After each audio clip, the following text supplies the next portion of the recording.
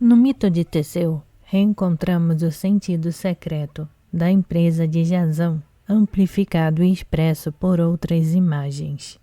Egeu, rei de Atenas, em viagem, longe de seu país, goza dos favores de Actia, mãe de Teseu. No plano mítico, entretanto, Teseu é filho de Poseidon, o que faz prever o destino do herói, sua queda final. Porém, Teseu não seria um herói se sucumbisse sem luta, se o espírito não fosse forte nele, se o espírito sob sua forma positiva não fosse seu pai mítico. Segundo o procedimento simbólico muitas vezes encontrado, Egeu, o pai corporal, representa também o rei mítico, o espírito. Lega a seu filho as insígnias de sublimidade e espiritualidade.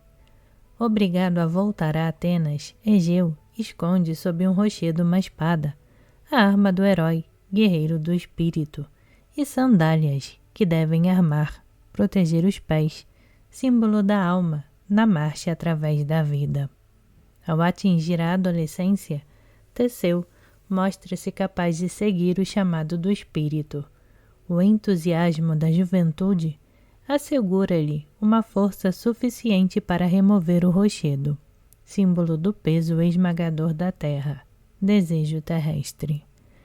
Arma-se com a espada, calça as sandálias e põe-se a caminho para encontrar Egeu, seu pai corporal, e ao mesmo tempo seu pai mítico. O herói parte à procura do espírito. Teseu, na rota de Atenas, na rota do espírito, realiza proezas notáveis. Vence os bandidos, Procrustes e Cines. Teseu não é um coxo como Édipo e Jasão. Seu espírito está bem armado e sua alma bem protegida. Antes de passar pelos perigos decisivos da vida, ele consegue superar, graças à inocência de sua juventude, todos os perigos que ameaçam barrar seu caminho. As tendências monstruosas devidas à sua descendência do deus dos abismos submarinos não foram ainda despertadas. Ele liberta os países que atravessa dos bandidos que encontra em seu caminho. Mata Eiciron, símbolo da banalização, como Procrustes, mas caracterizado por outras imagens. Este gigante monstruoso obriga os viajantes da vida que caem em suas mãos a lavar-lhe os pés, o que quer dizer que ele os obriga à servidão humilhante na qual a banalização aprisiona os vencidos. O homem, escravo da banalização, encontra-se reduzido a servir o corpo, mas a exigência de Eiciron simboliza essa servidão sob seu aspecto mais humilhante. Lavar os pés é um símbolo de purificação, mas purificar a alma morta do monstro banal, banalização, isto é, morte da alma, em lugar de purificar a si mesmo, é um trabalho absolutamente insensato, infligido de modo irônico, como pretexto para fazer perecer sua vítima. Eiciron, a banalização, sentado no topo de um rochedo, precipita o infeliz entregue a sua tarefa humilhante no abismo. No mar profundo, onde uma gigantesca tartaruga espera para devorá-lo. O rochedo e os abismos submarinos são símbolos suficientemente explicados. Quanto à tartaruga, seu traço mais característico é a lentidão dos movimentos. Imaginada como monstruosa e devoradora, ela representa aqui o traço inseparável da agitação banalmente ambiciosa, a paralisia de qualquer aspiração. Teseu faz com que Eiciron sofra o destino que o bandido monstruoso reserva às suas vítimas.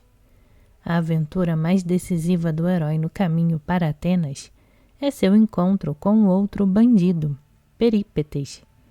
A arma desse gigante é uma clava de couro. A clava feita da pele de um animal indica animalidade.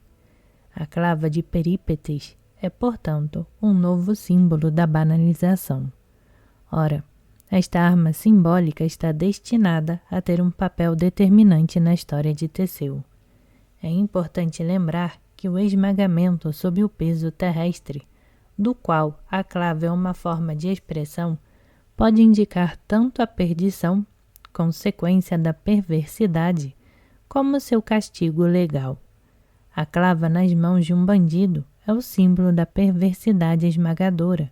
No entanto, manejada pelo herói, a clava torna-se símbolo do esmagamento da perversidade. Teseu, depois de ter triunfado sobre o gigante, apodera-se da clava. Em todos os seus futuros combates, ele empregará muito mais essa arma nefasta que a espada que lhe foi legada.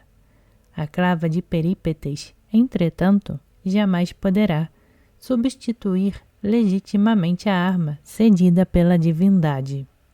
Mesmo nas mãos do herói, a clava de couro, símbolo da animalidade, permanece sendo a arma do bandido. A mudança de armas é o primeiro indício de uma mudança secreta que se processará na atitude do herói. A vitória sobre Perípetes contém a advertência ainda oculta de que a influência da ligação filial com Poseidon não tardará a manifestar-se. Perípetes também é um filho de Poseidon. Assim Teseu vence e mata seu irmão mítico e simbólico. Triunfa sobre seu próprio perigo, mas seu êxito ainda não é completo. Ao apoderar-se da arma do bandido, ele se prepara para encarnar o papel do vencido. A vitória sobre Perípetes, como o nome indica, constitui uma peripécia na vida de Teseu, marcando o início da queda.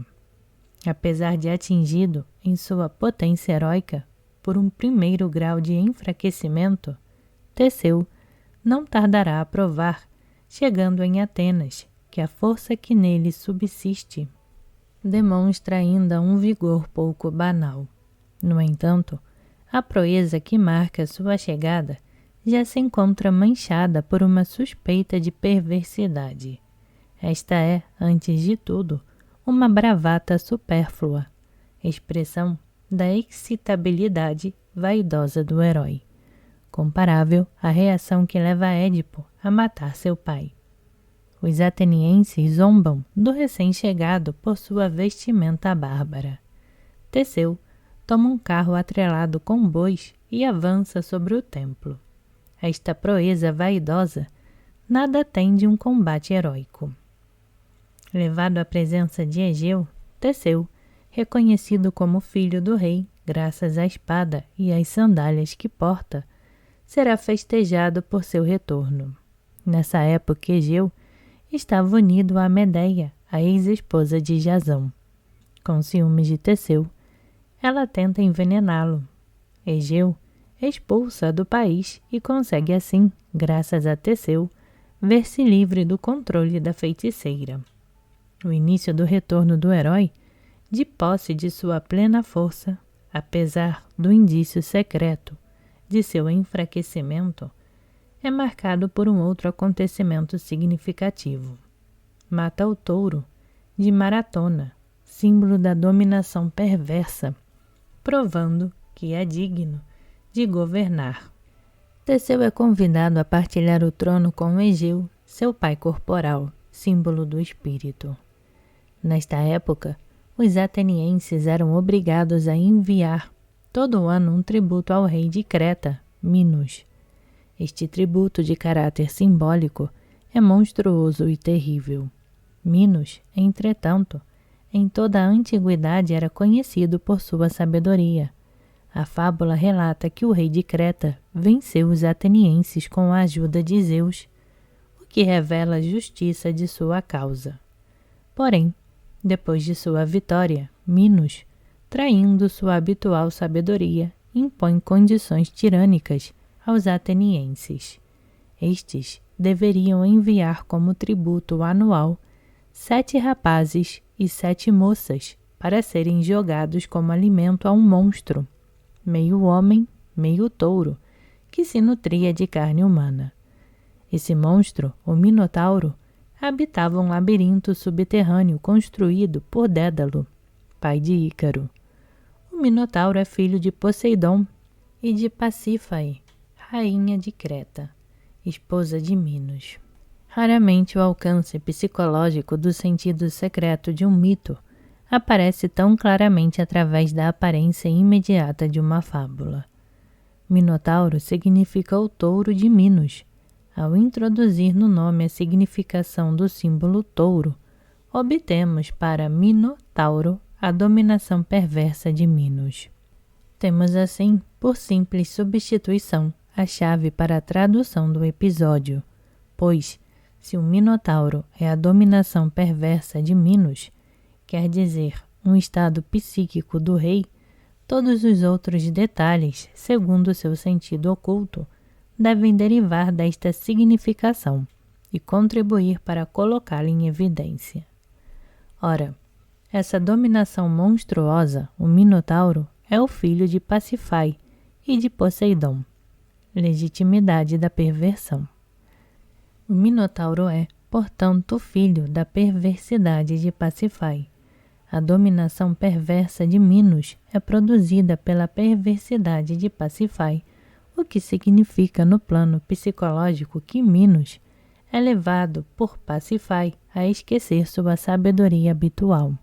Pasífae só pode influenciar o rei através de seus conselhos, donde resulta como significado tão inesperado quanto evidente, um dado psicológico bastante banal, mas que revela, no que concerne às razões do Estado, uma causa secreta que será procurada em vão nos tratados de história. E é em função das insistências e conselhos de sua mulher que o rei impõe aos atenienses condições de paz, cuja injustiça tirânica é simbolizada pelos jovens a serem devorados. Poderíamos dizer, justificadamente, que a dominação perversa se alimenta da carne humana. Em outros termos, Poseidon, sob a forma de um touro, portanto, a perversão, sob a forma da dominação tirânica, inspira a Pasífae os conselhos perversos que fizeram nascer o Minotauro, a injustiça despótica de Minos. Mas o rei tem vergonha do monstro nascido de sua esposa. Ele o esconde dos olhos dos homens. Minos e Pasífae recalcam a verdade monstruosa, a dominação perversa do rei. Escondem a verdade monstruosa. No subconsciente, encerram o Minotauro no labirinto. O construtor do labirinto é Dédalo, o homem engenhosamente pérfido, o construtor da intriga que obscureceu a sabedoria de Minos. Ele soube apoiar os conselhos de Pasífae por um falso raciocínio para vencer a resistência do rei e ajudá-lo a recalcar suas hesitações. Este raciocínio mentiroso, mas aparentemente consistente, é uma construção complicada, labiríntica.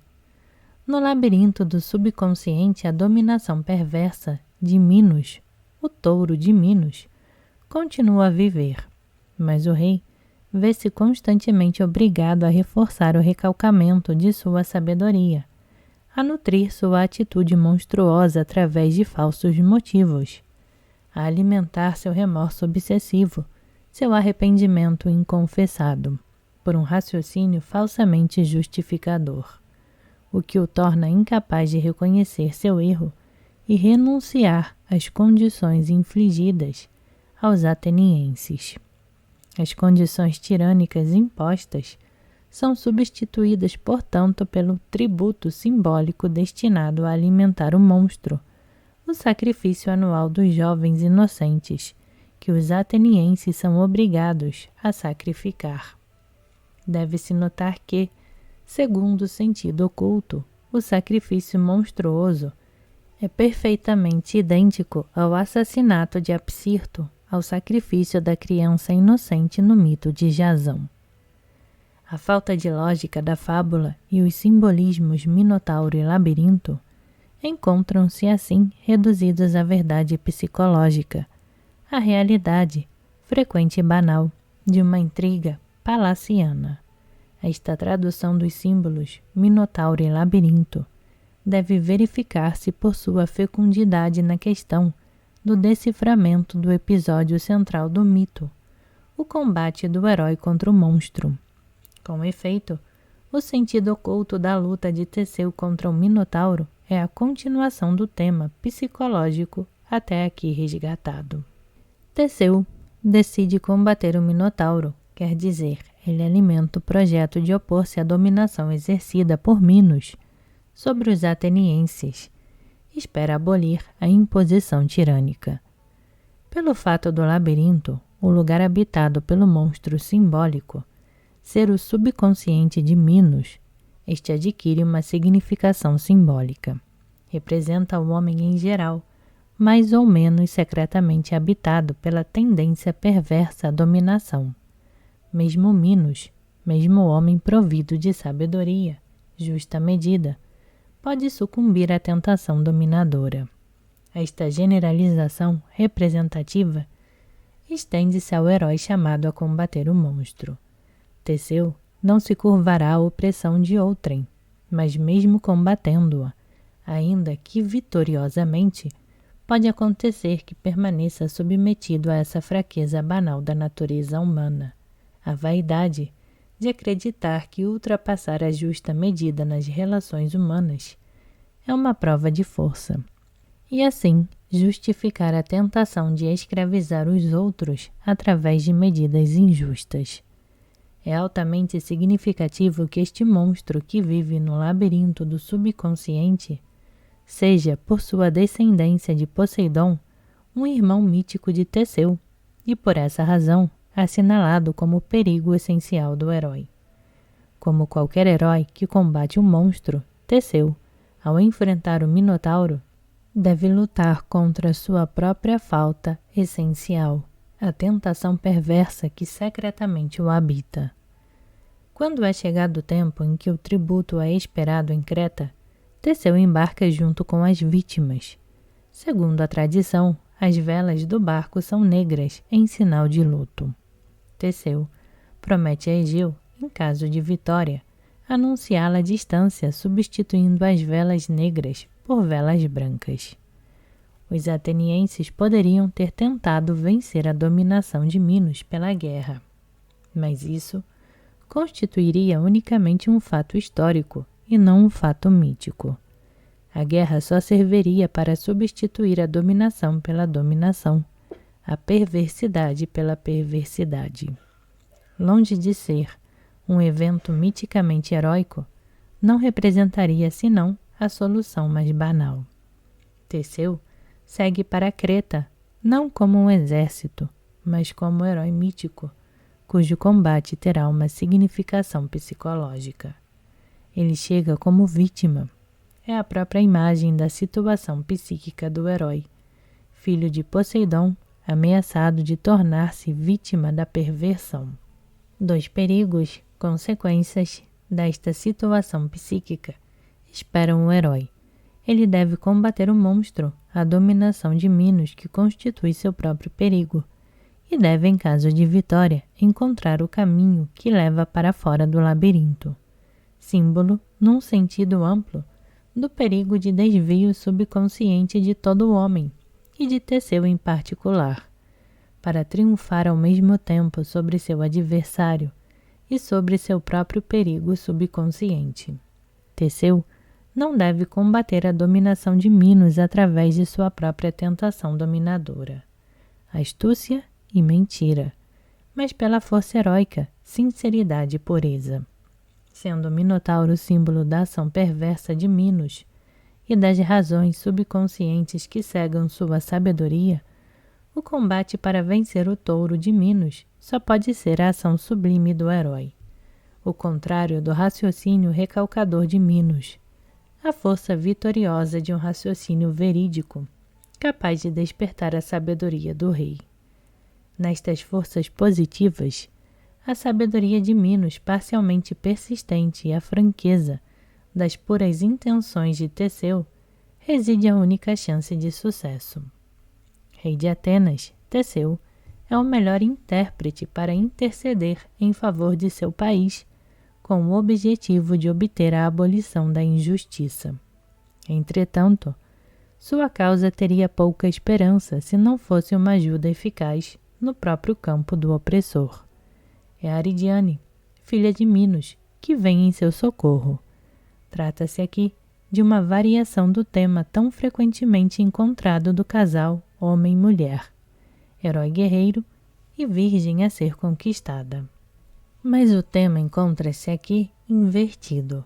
É a virgem que deve salvar o herói ameaçado de impureza. Teseu não superará o perigo essencial a menos que a virgem venha em seu socorro. Só vencerá o touro de Minos e encontrará a saída do labirinto com a ajuda de Ariadne, que dele se enamorou. A purificação pelo amor, a solicitude de Ariadne ao guiar o herói no combate, encontra-se simbolizada pelo novelo de linha que ela lhe empresta e que evitará que ela se perca nos meandros labirínticos da mentira e da intriga.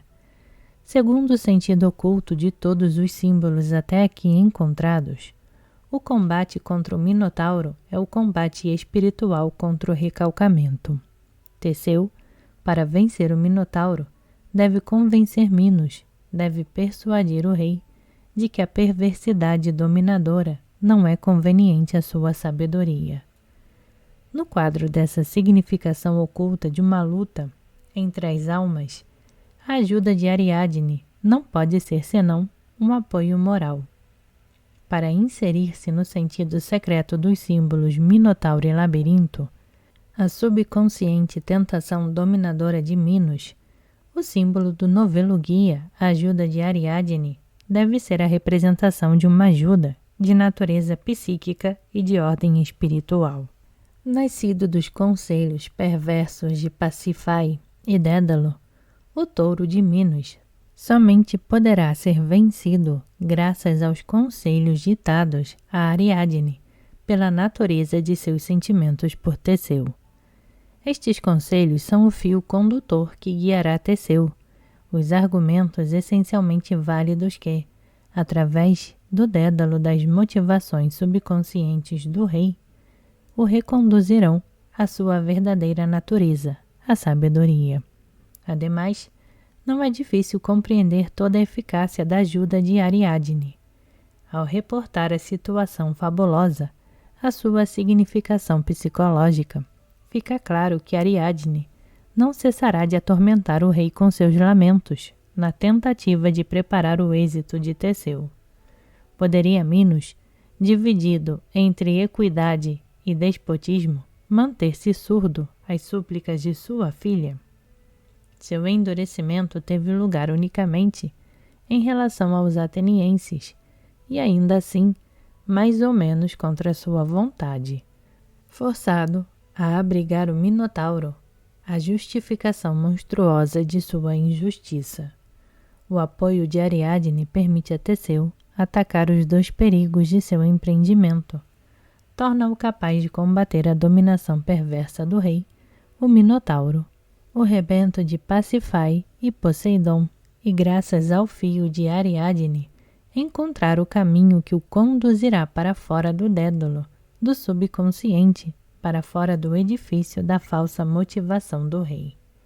Teseu parece pronto a obter a vitória mítica, vence o touro, a dominação, graças à força do amor, e para que seu êxito fosse completo, seria suficiente que ele cumprisse sua promessa de amor, desposando Ariadne, motivo presumivelmente importante para a persuasão do rei. Dessa maneira, estaria ligando os dois pontos com laços de amizade e venceria a perversidade pela ação sublime.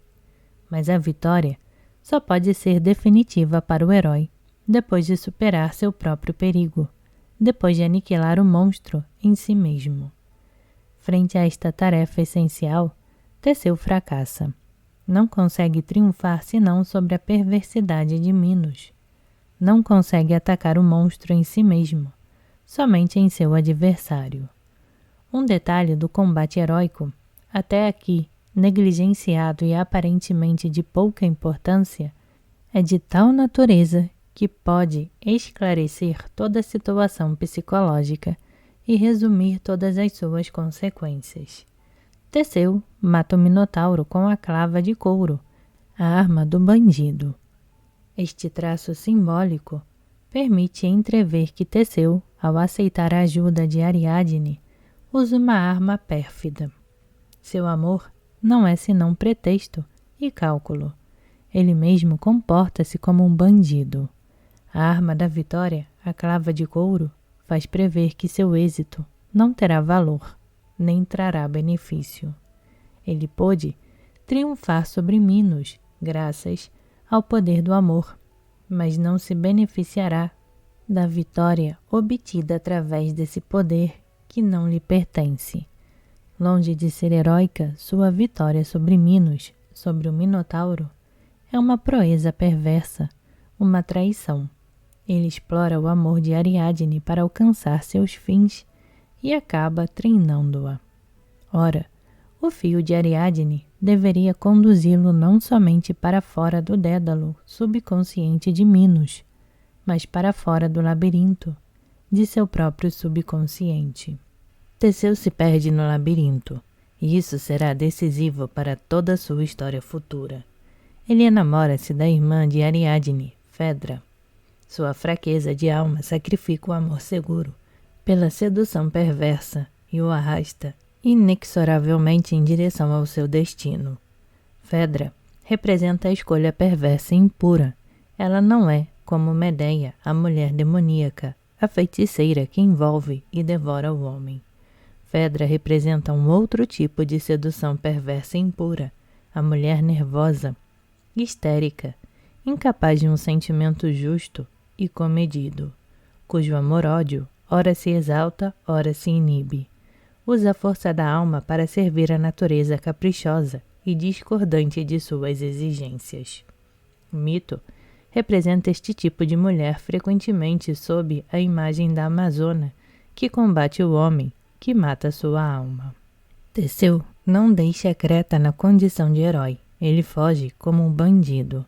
Rapta Ariadne e Fedra, as filhas de Minos. Inflige a Minos o sofrimento que ele próprio infligia aos atenienses. No caminho de Atenas, Teseu abandona Ariadne. Sua empresa, a despeito da vitória sobre o touro de Minos, converte-se em derrota essencial. Na sua traição encontram-se reunidos tanto os traços da perversidade dominadora quanto os da perversão sexual. A vela negra, sinal de luto, sob a qual Teseu partiu, converte-se no símbolo da perversidade, a insígnia das forças tenebrosas. Doravante o herói navegará sob seu domínio, não voltará como vencedor. E detalhe importante e de uma significação miticamente profunda: Teseu esquecerá de içar a vela branca como deveria fazer para anunciar seu êxito. Egeu, ao avistar a vela negra, lança-se ao mar. O rei, pai corporal, mata-se por desespero, persuadido de que seu filho havia perecido corporalmente. O rei, pai mítico, ao jogar-se nas profundezas do mar, simboliza o traço essencial do herói doravante, definitivamente abandonado pelo espírito, que é recalcado nas profundezas marinhas, símbolo do subconsciente. Será então o outro pai mítico, Poseidon, que se tornará o único regente do destino do herói. A partir de seu retorno, o fracasso de Teseu é consumado. O restante do mito nada é, além da ilustração do castigo. Aqui, como em qualquer parte, o castigo não é acrescido ao fracasso, à culpa, de um modo exterior, aparecendo ao contrário como seu consequente desdobramento, a justiça inerente. Dado que o fracasso é o início da banalização do herói, o castigo será, portanto, seu desdobramento natural. Antes de entrar na tradução desta segunda parte do mito, impõe-se algumas observações. Vimos que o fracasso culpado do herói é caracterizado pelos dois aspectos típicos da perversão banal: a intriga, dominação perversa, e a eleição amorosa, falsa e enganosa, sexualidade pervertida. Estes dois aspectos determinam igualmente o destino do casal Minos-Pasífae. Em suma, Teseu padece o mesmo destino de Minos, e por isso sua vitória sobre o Minotauro tem tão somente um caráter efêmero. Da mesma forma que a sabedoria do rei Minos é obscurecida pela influência de Pasífae, o impulso heróico de Teseu será definitivamente destruído pela ascendência de Fedra. O mito omite os detalhes das tramas de Fedra, referindo-se somente ao seu amor pelo filho de Teseu, Hipólito, episódio que a caracteriza perfeitamente. É altamente significativo que o declínio do herói se reflita no destino de Ariadne. Enquanto herói guerreiro, Teseu deveria proteger a heroína do assalto do monstro. Já na condição de herói decaído, ele conduz Ariadne à perversão. Abandonada em Naxos e desesperada, Ariadne sucumbe ao desencadeamento perverso dos desejos e entrega-se à vida orgíaca. Isto é expresso simbolicamente pelo mito, ao relatar que Ariadne se torna esposa de Dionísio, símbolo do desencadeamento frenético dos desejos. O mito atribui uma tal importância às consequências nefastas da falsidade na eleição do companheiro, que nos mistérios de Eleusis, Ariadne e Dionísio se convertem em símbolo do par infernal, o contrário do par herói virgem. E assim veremos que Teseu, em seu retorno, é finalmente arrastado para o Tártaro, o inferno, para nele sucumbir. Através desse paralelo entre o destino fatal de Ariadne e de Teseu, o herói que cometeu o perjúrio é responsabilizado pelo destino da heroína, que deveria libertar. O mito leva assim ao seu extremo o tema da eleição justa ou falsa do companheiro, atribuindo-lhe, no plano simbólico, um tipo de predestinação. Considerando a importância do tema, nos é permitido recordar um exemplo pertencente a um outro ciclo mítico. O herói nórdico, Siegfried, não sabe utilizar de modo sublime o tesouro arrancado do dragão guardião e das forças tenebrosas, os Nibelungos, que ele havia vencido em sua juventude. Nibelungo significa habitante do país das brumas.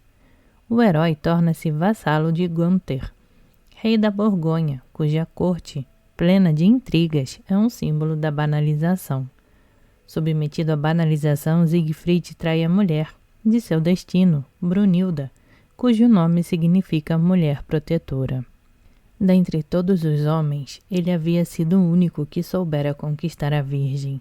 Seduzido pelas vantagens que o esperam na corte, o herói comete a vileza de seduzir Brunilda para submetê-la à cobiça de seu soberano. Em recompensa, desposa a irmã do rei, Cremilda, cujo nome significa mulher destruidora.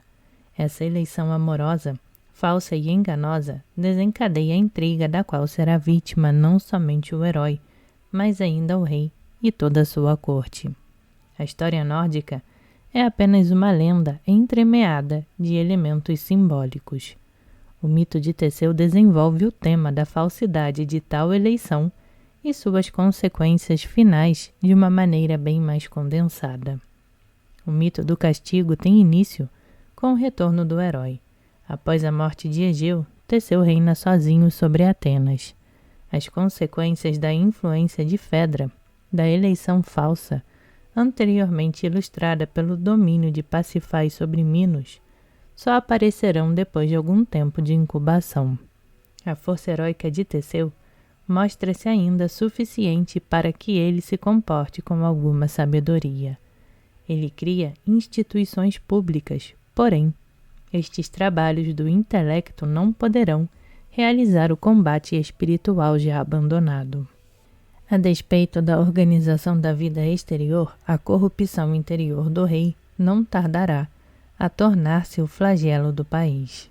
No entanto, a história de Teseu não desenvolve suas consequências exteriores, tema central do mito de Édipo.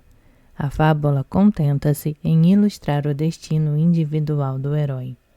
Pirito, aventureiro, fanfarrão e audaz, filho de Ixion, invade as fronteiras e põe-se a pilhar a região. Trata-se, em suma, de um bandido, parecido àquele que o herói em sua juventude havia combatido e vencido.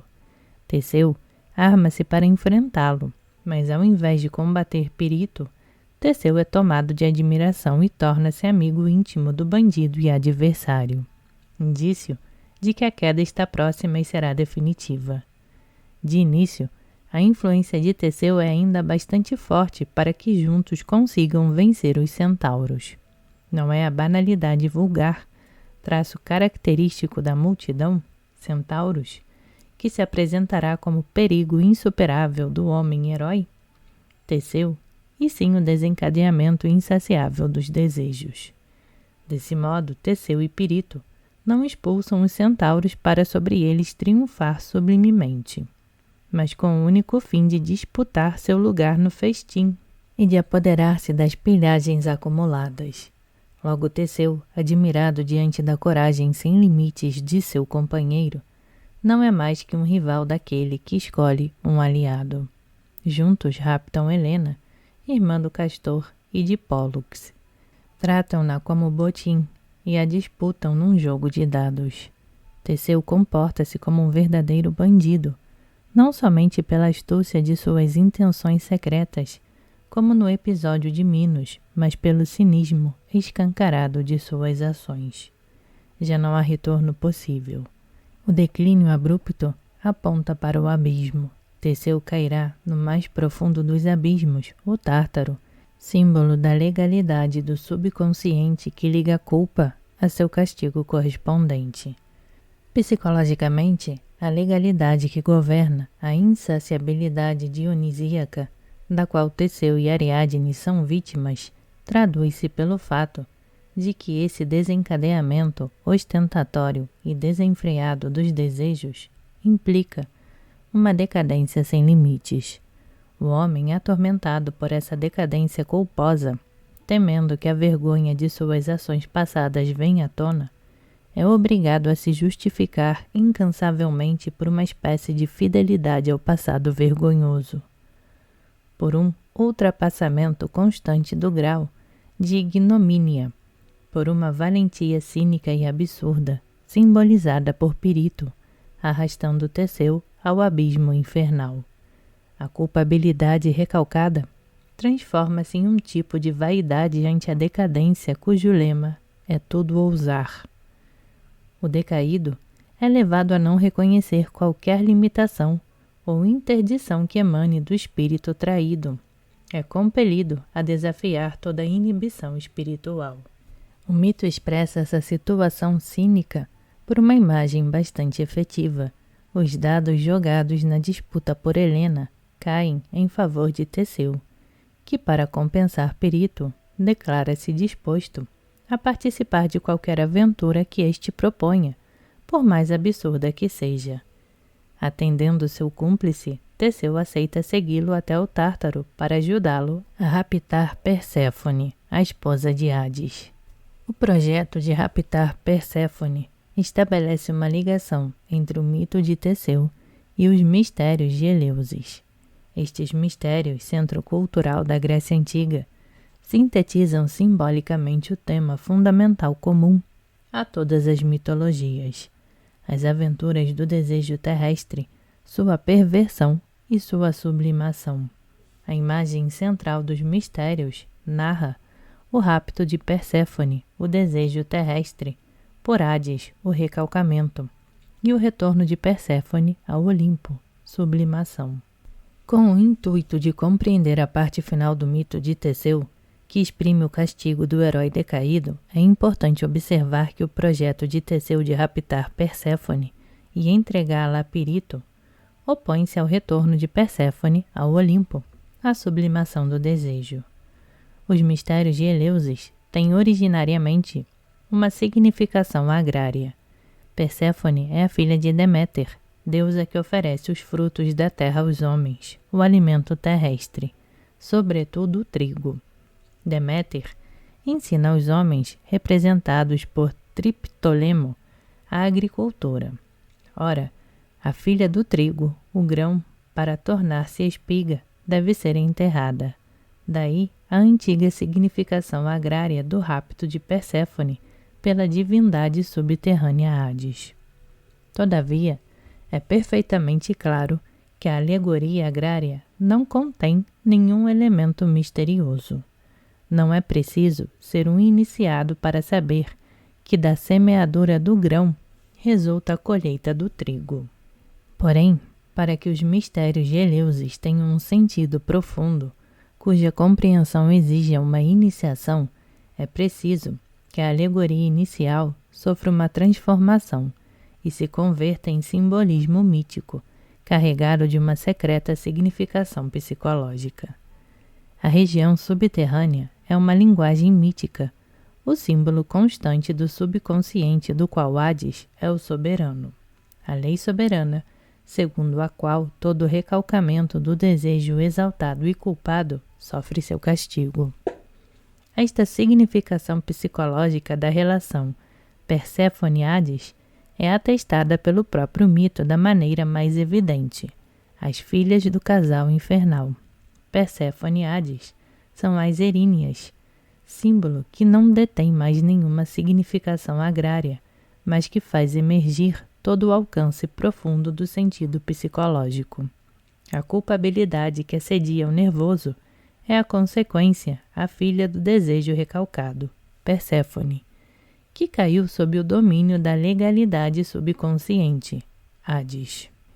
Uma vez estabelecida a significação subjacente aos mistérios, é importante pensar o destino de Perséfone em toda a sua plenitude, para que se possa compreender perfeitamente a significação do projeto absurdo de Teseu.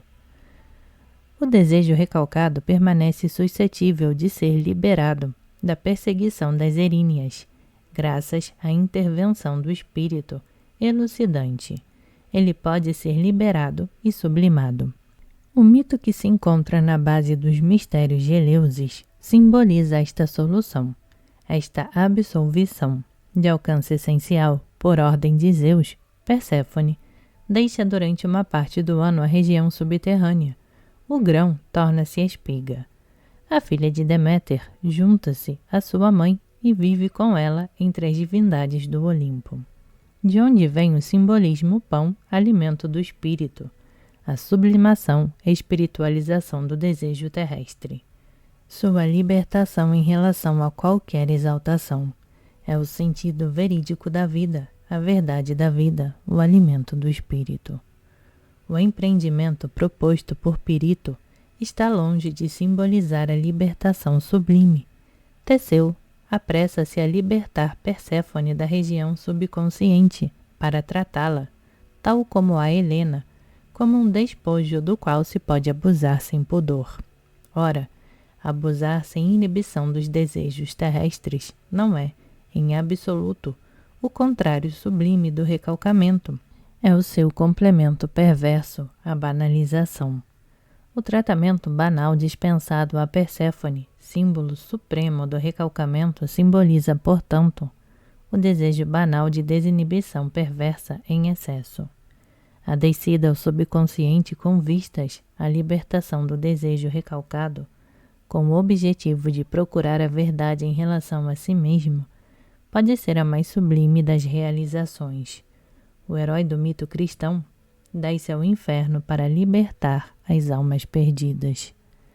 Psicologicamente, a realização é exemplar, pois o recalcamento dos desejos, seu aprisionamento no subconsciente, é uma causa essencial da deformação psíquica, da perdição das almas.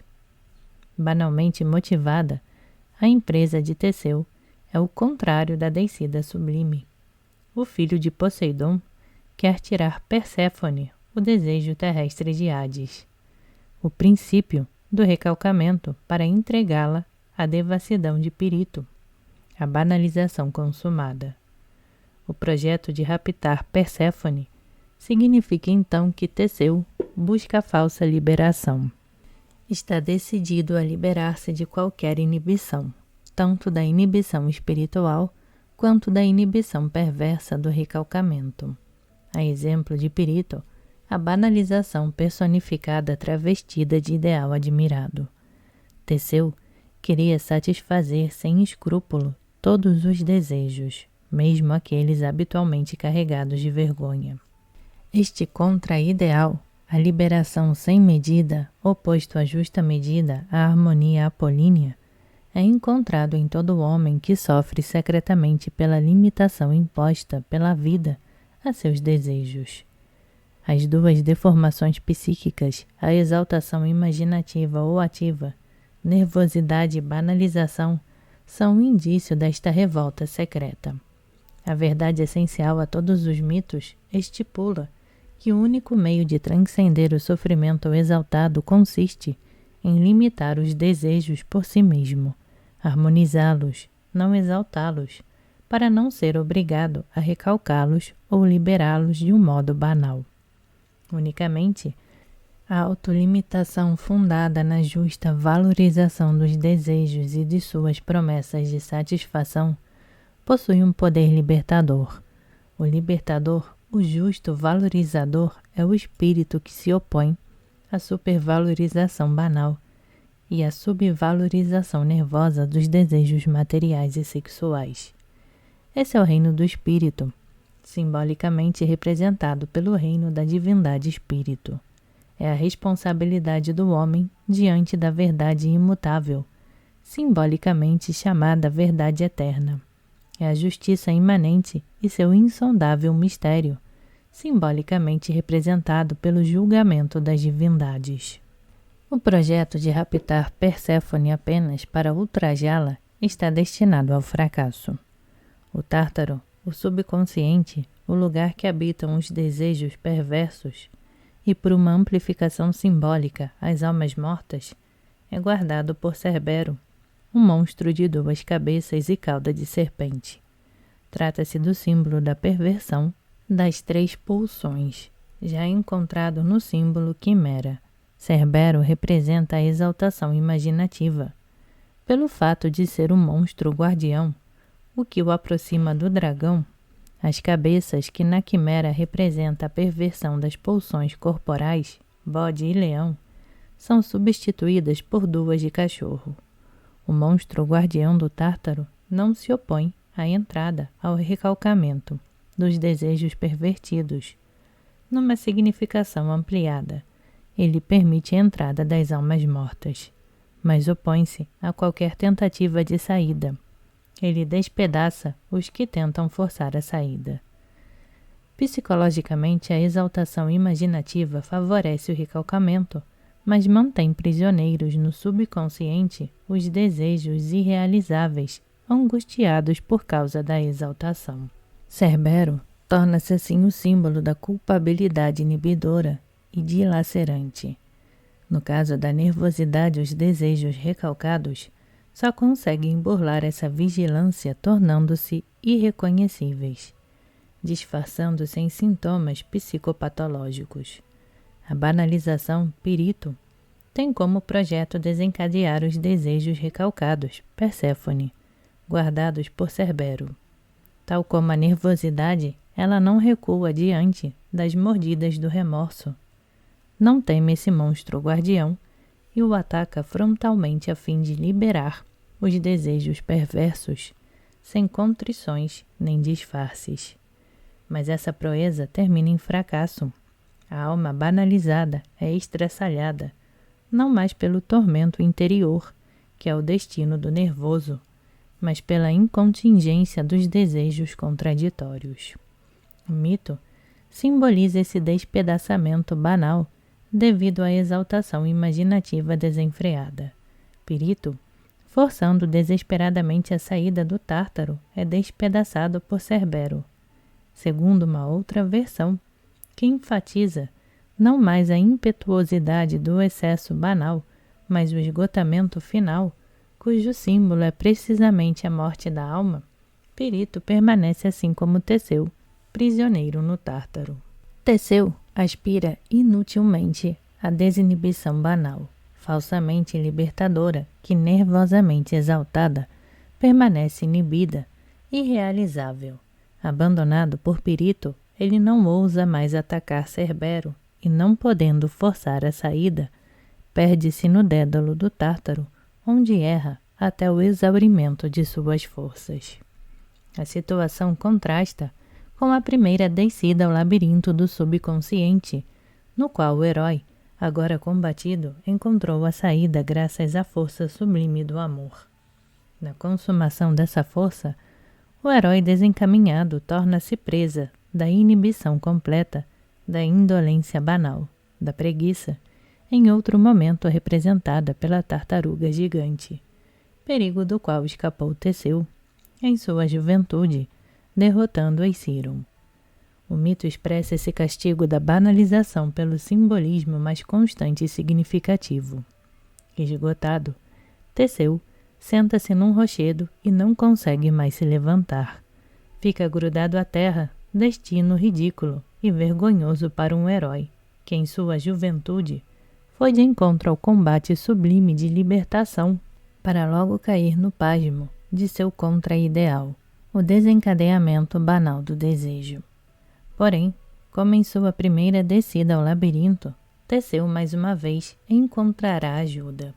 Será Hércules, o vencedor da banalização, que em sua descida sublime ao Tártaro, o recalcamento dos desejos subconscientes, domará Cerbero, a sublimação da energia pervertida, e virá em socorro de Teseu, símbolo das almas perdidas. Hércules arranca Teseu da pedra condenatória e traz a alma morta de volta ao mundo dos vivos. A imagem indica que, sob a influência inversa, a de Pirito, Teseu esboça um esforço em direção à libertação sublime. Porém, essa libertação é passageira. Nem mesmo Hércules, amigo sublime de Teseu, consegue salvar a alma destruída do herói. Teseu desperta somente para sucumbir definitivamente. A decadência banal desta vez expressa-se simbolicamente em toda a sua deformidade pela intriga e pela depravação. A causa desse desfecho já não é uma figura simbólica, Pirito, mas a situação real em que se encontra o herói. Assim como Medeia foi a instigadora do castigo de Jasão, é a falsa eleição amorosa de Teseu, Fedra, um instrumento da sua punição. Apaixonada pelo filho de Teseu e tendo seus desejos insatisfeitos, Fedra insinua caluniosamente que Hipólito teria intenção de matar seu pai para ascender ao trono. Teseu o persegue e no curso de sua fuga Hipólito é devorado por um monstro enviado por Poseidon, que, como já vimos, representa a perversidade banal, a intriga que faz perecer o inocente. O simbolismo deixa entrever que Teseu, ofuscado pela calúnia e pela angústia da perda do trono, termina por causar a morte de seu próprio filho. Trata-se do mesmo sacrifício monstruoso imposto por Minos aos atenienses. O herói que deveria tê-lo abolido acaba por cometê-lo. É a derrota irremediável. No plano mítico, esse desfecho lamentável e banal expressa-se de modo simbólico. Depois da morte definitiva de sua alma, depois da consumação de sua banalidade, Teseu recai no Tártaro, onde permanecerá grudado ao rochedo para sempre.